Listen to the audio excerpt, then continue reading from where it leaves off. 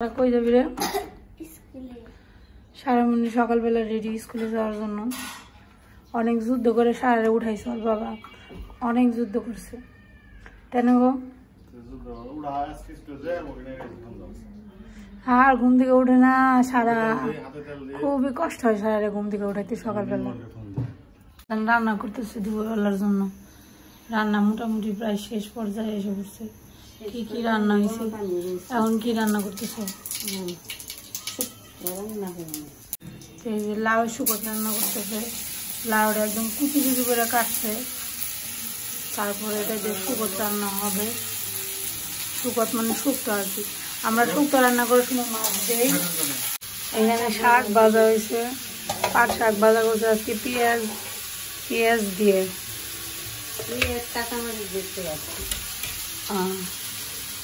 আর এখানে হচ্ছে ভেন্ডি ভাজা।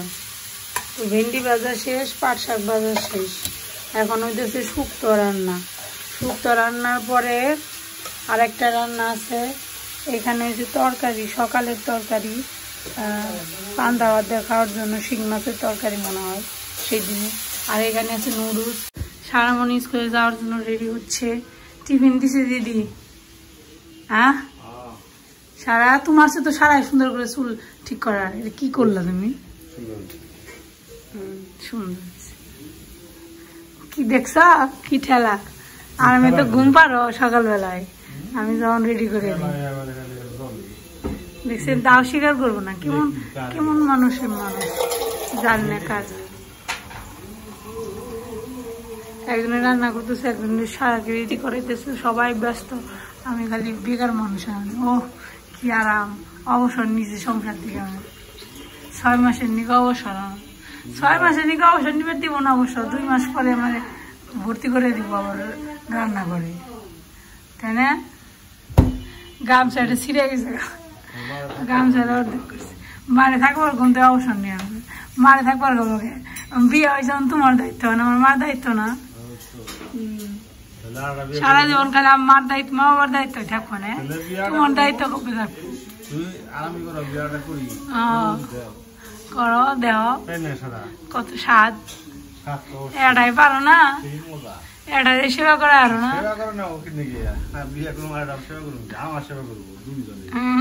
সরম মুখ করে না, কই যে নাকের মধ্যে সরম নেই। ওই যে বাবা এসব পূজা করতেছে সরম।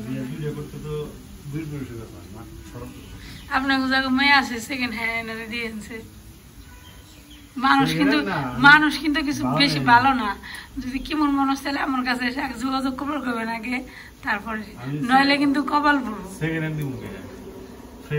ফার্স্ট হ্যান্ড নিবে। আইফোন কেনার ক্ষমতা তো সবার থাকে না। তোমাকে নাগাল মানুষ সেকেন্ড হ্যান্ড নিবে। মর্নিং। আপনারা সবাই ঈশান বাবুর নিজের অংশটা দেখেন না। ঈশান বাবু বড় হয়ে গেছে কিন্তু ডাইপার পরে থাকে, তাই না? তোমার গুড মর্নিং হয়েছে বাবাই? ছিলে কেমন দেখা যায়, কিউট লাগতেছে আমার ঈশান বাবুকে। সবাই একটু হাই করো। মুখের দিকে হাতটা সরাইতে হয় না, বলছি না। গুড মর্নিং বলো। এখন তুমি কি করবা? এখন তুমি কি করবা? কি করবা? শুবা? তুমি না উঠে এসে পড়ছো। এখন সুন্দর করে ব্রাশ করে বাবাকে বলো আমাকে একটু খাওয়াই দাও। গেছে গা, এই মাত্র ঘুম থেকে উঠলো মহাজন। এই শুকতের মাছ, মাছের মাথা, বাট পাওনি দেখে তো মনে হচ্ছে বাট পাই। বেশি বড় দেখে ভেঙে দিব আর কি, ডাল দিয়ে কাটা হয় নাই তো।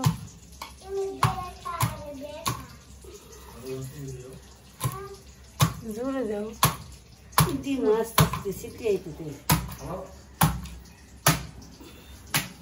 অনেকে আছে বড় মাছের মাথা কাটতে পারেন না, তাহলে এইভাবে পাটা আর পুঁতা দিয়ে সেচে দিতে পারে। ভিতরের ইগুলো বেরিয়ে যায় সব। ভালো করে বাজু যায় না, সেচা দিয়ে বাজুন।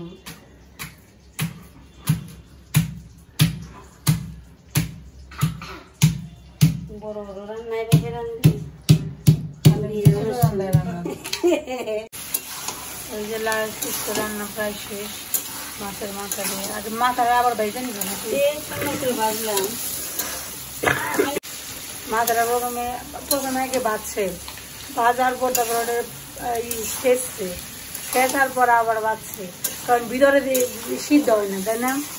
বড় মাথা বাজলো আর কি করে রান্না করলাম।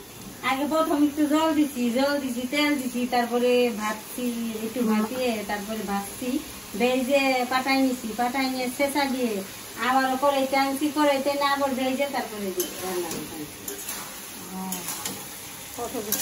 এত বড় মাছের মাথা এমনি করে রান্না করলে ভালো হবে।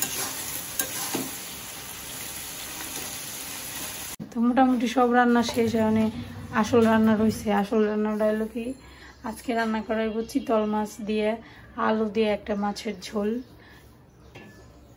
তো এই যেখানে সকালবেলা বাজার থেকে একটা মাছ নিয়ে আসছে, চিতল মাছ।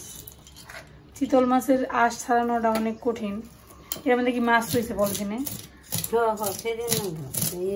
এটা অনেক বেজিলে একটা কাজ। আর হলো আঁশ ছাড়ানোর সাথে কি, আঁশ ছাড়ানোর সময় আঁশটা এত বেশি ছিটায়, পুরো রান্না করে ভরে দেবো আসে। আমি কেটে আনতে পারিনি, কি আর করার। হ্যাঁ কি করো, লম্বা করে আবার পিস করো, লম্বা পিস রাখি ফরিনে শিং মাছের মতো নেই, মার অবস্থা হয়েছে কি, মাছের এসটা ভালো হয়েছে, পুরো শরীরে এসছে বুঝে কে এলো। কাটো এটা এসি বড় বিশেষ করে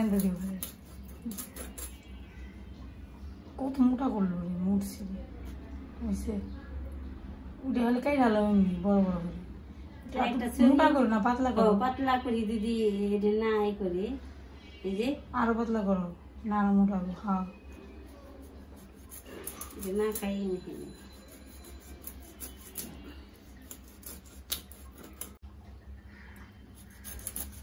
এই যে কাতলা মাছ কইতেছি, চিতল মাছ কাটা মোটামুটি শেষ হইলেও রাখো খালি কাটানো, এমনি ডিঙ্গের লেজ পাতলা থেকে।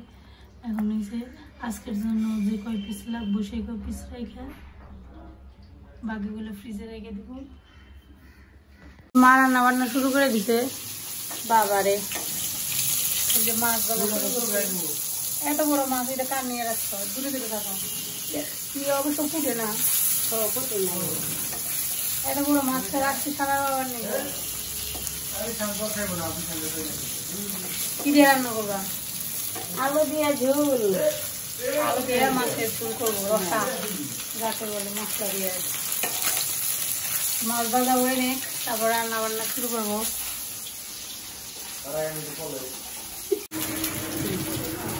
মাছ ভাজা হয়ে গেছে, এই যে দেখেন এখানে হলো মশলা দিতে তেলের মধ্যে, না মশলার মধ্যে কি কি দিছ? মশলার মধ্যে এমনি কিছু দেয় না, জিরে দিছি, ওই মশলাই দিছি অনেক কিছু, সব আদা রসুন পেঁয়াজ রসুন আদা জিরে ধনিয়া সব। আগে আলুটা ভেজে নেবে না, আলু দিই, আলু দিয়ে ভাজি মশলার মধ্যে আলু কষাই দেবে। আজকে মা অন্য কষিয়ে নিলাম। এই যে মাছ ভেজে রাখছে, বড় বড় মাছ, মাছ খাইতে কেমন লাগবে কে জানো। আমরা কত মজার মজার রান্না খেয়েছি, তোমার আমাকে বাবার বেচারা এটিম হয়ে সিদ্ধ ভাত রান্না খেয়েছি, সেই দুঃখে মা দুঃখিত হয়ে গেছে।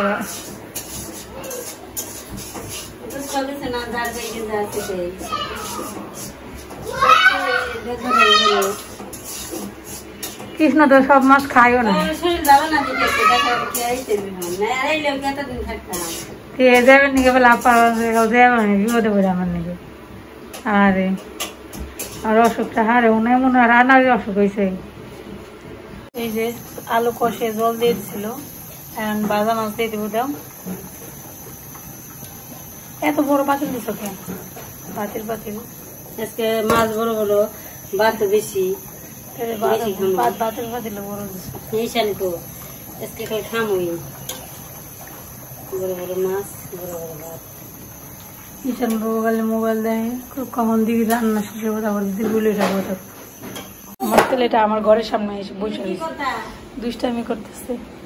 আর আমার মেয়েটা দেখেন ক্লাস পার্টি দেখালে আঁকা আঁকি দিব, তার জন্য খালি সারাদিনটার সময় আঁকতেছে।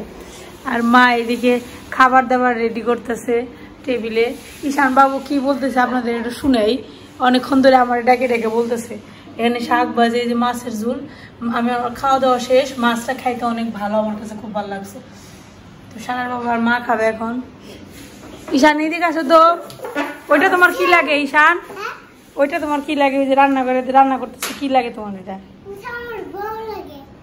বউ লাগে? কেমনি বউ লাগে তোমার? তুমি কবে বিয়ে করলা? কালকে বিয়ে করছো? কেমন দুষ্টু দুষ্টু দেখছেন?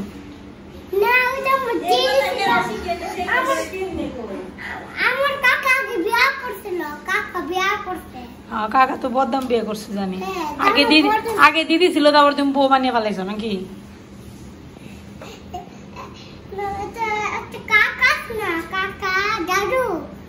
কাকার তো কাকি আছে, কাকি বদনাম আছে, এটা কাকি আলাদা। এই যে এটা কি হয় তোমার? এই যে দিদি হয়, তুমি যে বললা বউ লাগে।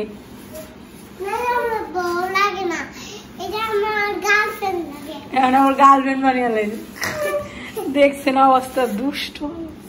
হ্যাঁ দুষ্ট আমার বলেছে মা মা ডাক করতেছে, কি ওইটা আমার বউ লাগে, আমি বিয়ে করবো। এত দুষ্ট ঈশান, শব্দ করে না বাবা। নিচে দিকে এই দেখছো দুষ্টামি করছে, বলে গেছে নিচে দিকে কমপ্লেন আসবো, বলবো কি যে আপনাদের বাসায় দিকে এত শব্দ হয় কেন, উপরের দিকে এত শব্দ আসে কেন, বাচ্চাদের শাসন করতে পারেন না? একজনে কমেন্ট করে জানো, আপনি আপনার ছেলেকে শাসন করেন না কেন, আপনার ছেলে অনেক দুষ্ট হয়ে যেতেছে, জানো এই কথা বলে। তুমি অনেক দুষ্ট হয়ে যেতেছো বলে সবাই ভিউয়ার্সরা, তোমার ভিউয়ার্স আঙ্কেল আন্টি আছে না, সেই আন্টিরা বলে তুমি দুষ্টামি করো না, লক্ষ্মী হয়ে থাকো, তোমার গার্লফ্রেন্ডের সাথে লক্ষ্মী হয়ে থাকবে, ঠিক আছে? তোমার গার্লফ্রেন্ডে যে খাইতে বইতেছে, আর তোর দাদুর কপাল পড়ছে রে ঈশান। তো দাদু এমনি বেচারা কষ্টে আছে, লেন্দে লেন্দে খেমেছে, তার মধ্যে আবার তুই যদি বিয়ে করো তাহলে তো। হ্যাঁ বলো।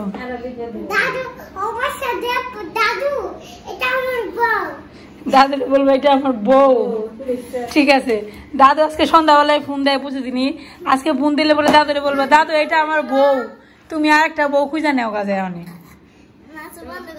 হ্যাঁ করছি, দেখো বাংলাদেশের পতাকা মানে বলেছি সারা, অনেক সুন্দর হয়েছে, খুব সুন্দর হয়েছে। দুষ্টামি করে না, যাও বলো, বল মানছো বলো। হ্যাঁ চোখ বন্ধ করছি, দেখাও। এটা কে আঁকছে? বুঝলাম তো, দেখাইছে তো খুব সুন্দর, ঠিক আছে। আঁকছে কে এটা? সারা দিদিরটা তুমি আমাকে দেখাইলে লাভ আছে? তুমি নিজে একে দেখাও আমাকে।